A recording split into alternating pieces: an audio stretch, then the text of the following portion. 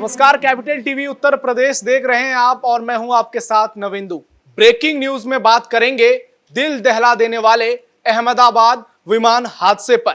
जी हां, 1:38 का वो समय था जब अहमदाबाद से लंदन के लिए भारत का एक विमान ने उड़ान भरी और चंद सेकंड में वो एक मलबे में तब्दील हो गया। 242 यात्री इस विमान में सवार थे और 204 लोगों की मौत की पुष्टि भी सामने आ गई है। इस खबर पर ज्यादा जानकारी के लिए मेरे सहयोगी हर्ष जी जुड़ गए हैं। हर्ष जी, अभी तक इस मामले में और क्या क्या अपडेट सामने आई है और क्या कुछ हुआ है, हमारे दर्शकों को बताइए। देखिए, AI 171 जिस तरीके से क्रैश हुआ है, बहुत भयानक मंजर अब देखने को मिल रहा है, क्योंकि जिस तरीके से मलबे के ढेर में से लाशों को निकाला जा रहा है वो तस्वीर किसी को दिखाई नहीं जा सकती। लेकिन हाँ, इसको शब्दों में भी बयान नहीं किया जा सकता उन परिवारों का दुख जिनके परिवारजन गए हैं। हाँ, आप ये जरूर कह सकते हैं कि पुलिस कमिश्नर की तरफ से मौत की पुष्टि कर दी गई है 204 लोगों की। 242 कुल यात्री इस विमान में सवार थे और दुख हर कोई जता रहा है। क्रिकेटर्स से लेके प्रधानमंत्री नरेंद्र मोदी की तरफ से ट्वीट किया गया है और वो कह रहे हैं कि दुख की घड़ी में उनके परिवारों के साथ हम हैं, और इस शब्दों में हालांकि बयान नहीं किया जा सकता है। अमित शाह खुद पूरी नजर बनाए हुए हैं। हमने देखा है कि किस तरीके से गुजरात के मुख्यमंत्री अस्पताल पहुंचे हैं और जो व्यक्ति घायल हैं उनको खुद देख रहे हैं। हालांकि इस खबर की अभी पुष्टि नहीं हुई है कि उस विमान में पूर्व मुख्यमंत्री विजय रूपाणी जो थे उनकी मौत हुई है या फिर नहीं। हालांकि अगर सूत्रों के मुताबिक ये कहा जा रहा है कि वो घायल अवस्था में हो सकते हैं, लेकिन कोई खबर ऐसी कोई पुष्टि नहीं हुई है कि उनकी मौत हुई है या फिर वो घायल है। हाँ, आप जरूर ये कह सकते हैं कि 204 लोगों की मौत की पुष्टि हुई है, लेकिन अभी उन नामों को सामने नहीं दिखाया गया है और उन नामों को नहीं बताया गया है कि उनमें कौन कौन से लोग हैं। तो ऐसे हादसे में क्या किसी की बचने की उम्मीद है? कुल मिलाकर इसमें 242 लोग सवार थे, जिसमें 169 भारतीय थे और इसके अलावा 50 से ज्यादा ब्रिटिश नागरिक थे। पुर्तगाल के भी कुछ लोग थे और दूसरे देशों के भी कुछ लोग थे। इतना भयानक हादसा जो हुआ है, क्या इसमें किसी के बचने की कोई उम्मीद है? कि आपको क्या लगता है कि कब तक जो है सरकार आंकड़े जारी कर देगी पूरी तरीके से? देखिए, शायद कल सुबह तक का या फिर आज रात आते आते पूरी तरीके से आंकड़े जारी कर दिए जाएं, क्योंकि जो ये तस्वीर हम दिखा रहे हैं, इस तस्वीर से तो कहीं ना कहीं इसकी पुष्टि होती है कि कोई भी नहीं बचा है। तस्वीर से जो कयास लगाए जा सकते हैं, क्योंकि जिस तरीके से कॉलेज की बिल्डिंग से ये टकराया है और उसके बाद जो मलबे का ढेर नीचे देखने को मिल रहा है और जो आग का गुब्बारा आप यहाँ पर देख रहे हैं, उससे कहा जा सकता है कि भयानक मंजर है और कोई भी व्यक्ति नहीं बचा होगा। लेकिन हम ये नहीं कह सकते हैं जब तक आधिकारिक तौर से इसकी घोषणा ना कर दी जाए या फिर पुष्टि ना कर दी जाए, क्योंकि अभी पुलिस कमिश्नर की तरफ से सिर्फ बताया गया है कि 204 लोगों की मौत की पुष्टि हुई है।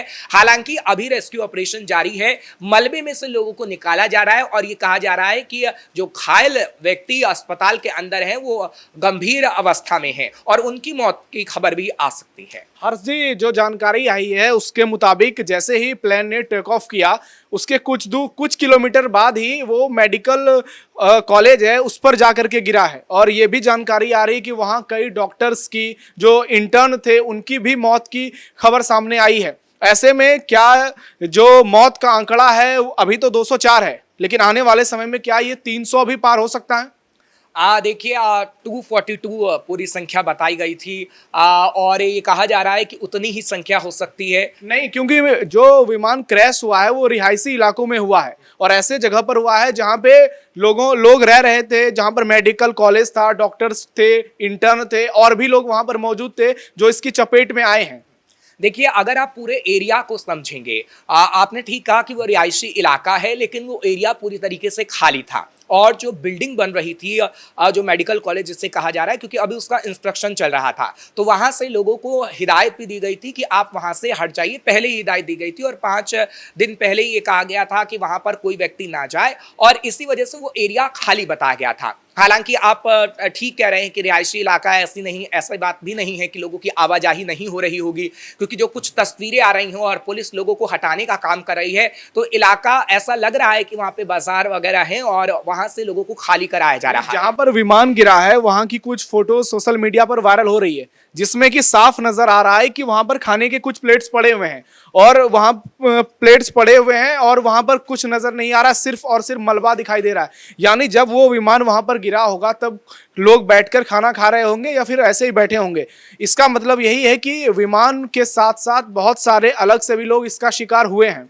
देखिए, अलग से लोग इसका शिकार हुए हैं या फिर कितने लोगों की संख्या बढ़ सकती है, हम लोगों को पैनिक नहीं कर सकते, लेकिन हाँ, आधिकारिक आंकड़ा जरूर बता सकते हैं, क्योंकि सोशल मीडिया का जमाना है और सोशल मीडिया पर कुछ ऐसी भी तस्वीरें सामने आ रही हैं जिसको एक तरीके से कहा जा रहा है कि नकारा भी जा सकता है। लेकिन हाँ, अभी जो पुलिस प्रशासन कहेगा उस पर मेन फोकस होना चाहिए, जो नागरिक उड्डयन मंत्री कहेंगे उस पर हमारा फोकस होना चाहिए, और खासतौर पर जो गुजरात की सरकार कहती है उस पर फोकस होना चाहिए, क्योंकि ये कहा जा रहा है कि अमित शाह भी देर रात आते आते एक ट्वीट करेंगे और उसमें अहम जानकारियां भी दी जा सकती हैं, क्योंकि अमित शाह तुरंत निकले हैं जब यह हादसा हुआ, और जब सीएम पहुंचे तो घायलों से मुलाकात कर रहे हैं, तो घायलों की संख्या सीएम भी बता सकते हैं। क्या पीएम मोदी के वहां पहुंचने की कोई संभावना है?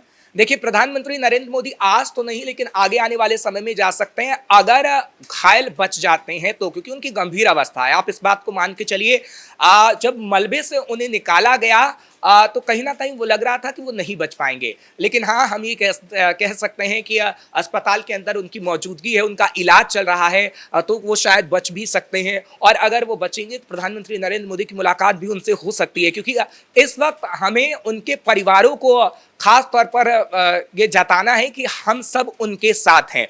गहरी संवेदनाएं व्यक्त करनी होगी हर एक व्यक्ति को, क्योंकि ये सबसे बड़ा हादसा है। इतिहास के पन्ने बताते हैं कि ठीक है, 90 के बाद जिस तरीके से हादसा हुआ था, एक उसके बाद ये हादसा 1996 में हरियाणा के चरखी दादरी में एक हादसा हुआ था, जिसमें दो विमान आपस में टकरा गए थे और उसमें करीब 350 लोगों की मौत हुई।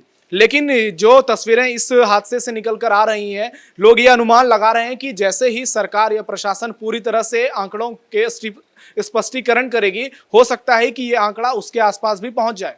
देखिए, आंकड़ा बढ़ सकता है, क्योंकि एकदम से जब 204 लोगों का आंकड़ा आया है तो आप समझ लीजिए कि 30 से 40 और 40 से 50 लगने में देर नहीं लगेगी, क्योंकि मेडिकल फैसिलिटी जो एकदम से मिलती है और उसके बाद हम देखते हैं कि अस्पताल प्रबंधन क्या कुछ कहता है, उस पर सबकी नजर होती है, क्योंकि अस्पताल प्रबंधन की तरफ से मेडिकल रिपोर्ट भी उन लोगों की जारी की जाएगी और बताया जाएगा कि उनमें से कितने लोग बचे हैं, कितने लोगों की बचने की संभावना है और कितने लोग नहीं बच पाएंगे। अभी सबकी नजरें उस पर हैं, लेकिन हम ये जरूर कह सकते हैं कि जिस तरीके से ये हादसा हुआ है उसके बाद की जो तस्वीरें आ रही हैं वो बहुत ही भयानक हैं, और सोशल मीडिया पर जो आपने तस्वीरें देखी हैं, अब तो और भी नई तस्वीरें आई हैं जिसमें मलबे का ढेर लगा हुआ है। लेकिन हाँ, हमें गुजरात के लोगों की भी काफी तारीफ करनी होगी, क्योंकि वहां के जो आसपास के स्थानीय लोग थे उन्होंने काफी मदद की है, क्योंकि जिस तरीके से पुलिस की टीमें गई हैं, हालांकि टीमों के पहुंचने में टाइम नहीं लगा है, लेकिन स्थानीय लोगों ने काफी मदद की है। वहां पर आग का गुब्बार था और उसमें से किस तरीके से लोगों को निकाला गया होगा, काफी मशक्कत अभी भी करनी पड़ रही है। जो तस्वीरें आई हैं हर्षी, उसके मुताबिक देखकर यही लग रहा है कि शवों की जो पहचान है वो बिना डीएनए के संभव नहीं लग रहा, क्योंकि पूरी तरह से सभी की बॉडी जली हुई नजर आ रही है और इस तरह से लोग पहचान नहीं पाएंगे कि किसके घर के कौन से लोग हैं या फिर उनकी पहचान क्या है। तो अब सिर्फ और सिर्फ डीएनए टेस्ट ही विकल्प के तौर पर बचा हुआ है, जिससे शवों की पहचान की पुष्टि हो पाएगी। देखिए कि बड़ी चुनौती होती है कि अगर पूरी तरीके से व्यक्ति का शरीर चाहे राख भी हो जाता है तो हम देखते हैं कि डीएनए से उसकी पुष्टि होती है। हाँ, ऐसे समय में सभी को प्रशासन का साथ देना होगा, किसी को इस पे पॉलिटिक्स नहीं करनी होगी, और कहीं ना कहीं ये समझना होगा कि अगर अभी विमान हादसा हुआ है तो पहले उसकी पूरी तरीके से जांच हो जाए, और पहले अभी तो सबसे ज़्यादा ध्यान देना होगा कि उन लोगों की जान कैसे बच पाए जो कि अस्पताल के अंदर मौजूद हैं। चाहे फिर गुजरात के मुख्यमंत्री उस पर काम कर रहे हो या फिर तमाम कोई बड़ा नेता कर रहा हो या फिर प्रधानमंत्री तो खुद निगरानी कर रहे हैं। दूसरी प्रायोरिटी ये होनी चाहिए कि जो परिवार जो घायल हैं, जो मिलने पहुंचेगा उनके परिवारों से, उनकी मदद कैसे की जाए, क्योंकि ये भी कहा जा रहा है कि अहमदाबाद से दिल्ली और दिल्ली से अहमदाबाद के लिए कई ट्रेनें भी चालू की गई और स्पेशल ट्रेन 11:30 बजे रात को चालू की गई है, जिससे परिजनों से मुलाकात की जा सके। राहुल गांधी ने भी इसे लेकर ट्वीट की है और केंद्रीय उड्डयन मंत्री अभी घटनास्थल पर भी पहुंच गए हैं।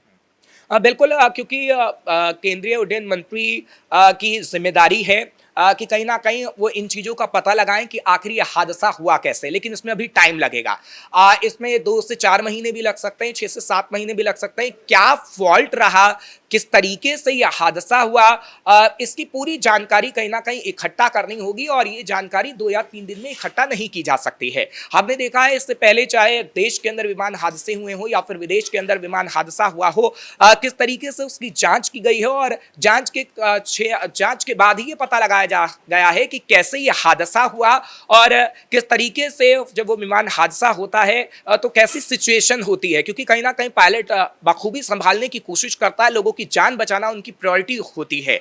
लेकिन आखिर ये किस वजह से हुआ है, क्योंकि टेक ऑफ जब वो उड़ रहा था, विमान 625 फीट की ऊंचाई पर पहुंचा, उसके बाद टेक ऑफ के बाद जिस तरीके से वो हादसा हुआ है वो दिखाता है कि कुछ ना कुछ तो ऐसा हुआ है जो कि पायलट के वश में नहीं रहा और फिर ये बड़ा हादसा हो गया। लो, एक छोटा सा जवाब दीजिएगा। लोग इसमें साजिश का एंगल भी देख रहे हैं, क्या इसकी भी कोई संभावना है? देखिए, साजिश का एंगल देखें या कोई और एंगल देखें, क्योंकि सोशल मीडिया पर कई तरह की बातें हो रही हैं। विपक्ष की बात करूं तो विपक्ष की तरफ से कई ऐसे नेता हैं जो सवाल खड़े कर रहे हैं, लेकिन अभी मेरे हिसाब से तो पॉलिटिक्स नहीं होनी चाहिए। अभी प्रायोरिटी लोगों की होनी चाहिए, लोगों को कैसे बचाया जा सके। हाँ, अभी खास तौर पर उन परिवारों को आप सांत्वना दे सकते हैं, उनकी हिम्मत बढ़ा सकते हैं। उसके बाद जांच जरूर होनी चाहिए और जांच में जो सामने आए वो सबके सामने जरूर होना चाहिए। धन्यवाद हर्षी आपका। तो अहमदाबाद में जो विमान दुर्घटनाग्रस्त हुआ है उसकी तस्वीरों ने हर भारतीयों को झकझोर कर रख दिया है। पूरी दुनिया में सोशल मीडिया के जरिए तस्वीरें वायरल हो रही है और ये तस्वीर देखकर आप भी शिहर उठेंगे। आपका इस प्लेन हादसे पर क्या कहना है, कमेंट बॉक्स में जरूर बताइएगा। बाकी इस खबर पर आगे हम और भी अपडेट के साथ आपके साथ जुड़ेंगे। फिलहाल ब्रेकिंग न्यूज में इतना ही। कैमरा पर्सन राजकुमार के साथ मैं नवेंदु, कैपिटल टीवी उत्तर प्रदेश।